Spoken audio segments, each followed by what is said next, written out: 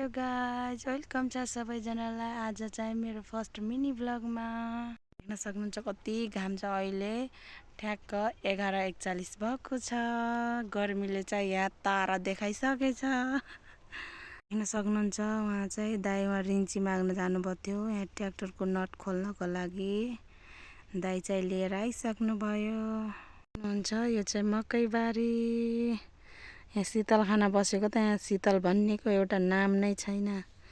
यति गर्मी छ कि पुरा खरेरी लागेछ यहाँ। दाइ चाहिँ रेन्ची मागेर आइसक्नुभयो। अब चाहिँ दाइ ट्र्याक्टर बनाउनतर्फ गइसक्नुभयो। अब एकछिनमा ट्र्याक्टर चल्छ। फाइनली ट्र्याक्टर पनि बनाउनु भयो दाइले। अब चाहिँ दाइले ट्र्याक्टर जोत्नको लागि लागिसक्नुभयो।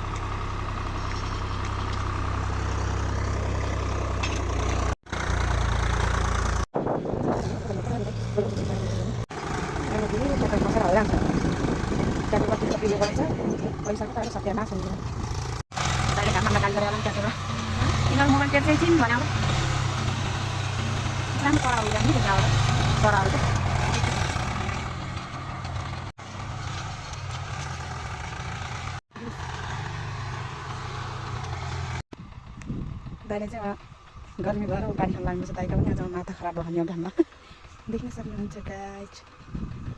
आजको यो गर्मी चराहरूलाई पनि आज फुल मस्ती छ। देख्न सक्नुहुन्छ अब चाहिँ हामी लास्टै गराउनु छ। यहाँ लास्ट अब यति जोतेर हामी पनि घर जान्छौँ।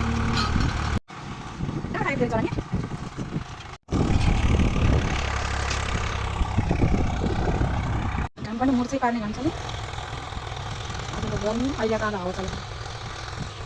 मकैबारी ल फाइनली हाम्रो खेत पनि जोतेर सक्यो।